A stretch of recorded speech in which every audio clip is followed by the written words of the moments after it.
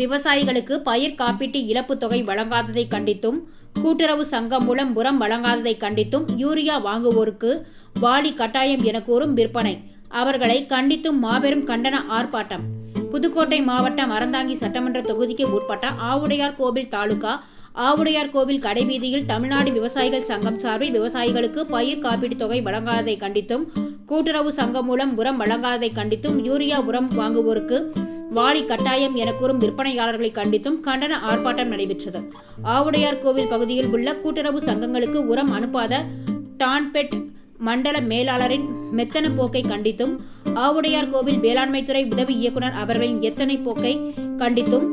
விவசாயிகள் விவசாயத்திற்கு கூட்டுறவு வங்கிகளில் நகைக்கடன் மற்றும் பயிர்க்கடன் பெற கால தாழ்த்தாமல் விரைவில் பணம் வழங்கிட கோரியும், பயிர் இன்சூரன்ஸ் செய்யும் நிறுவனம் தனியாரிடம் உள்ளதை ரத்து செய்து அரசை நடத்திட வலியுறுத்த கோரியும், தனியார் உர முதலாளிகளும் சில்லறை வியாபாரிகளும் விவசாயிகளிடம் யூரியா, டிஏபி மற்றும் காம்ப்ளெக்ஸ் உரம் கேட்டால் அதனுடன் ஜூட்டா பட்ட வாளிகளை வாங்க வேண்டும் என்று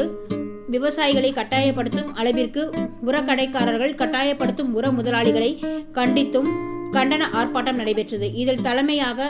ராதாகிருஷ்ணன் விவசாயிகள் சங்க ஒன்றிய செயலாளர் தலைமையிலும், பெருமாள் தங்கராஜ் முத்தோ ஆகியோர் தலைமையிலும் கண்டன உரை செல்வராஜ் விவசாய சங்க மாவட்ட செயலாளர் ஆகியோர் கலந்து கொண்டனர். அரசை ஏற்க வேண்டும், அரசை ஏற்க வேண்டும், கண்டன முழக்கம் ஆர்ப்பாட்டம் தமிழ்நாடு விவசாயிகள் சங்கம் நடத்துகிற ஆவுடையார் கோவில் பகுதிகளில் விவசாயிகள் திறந்து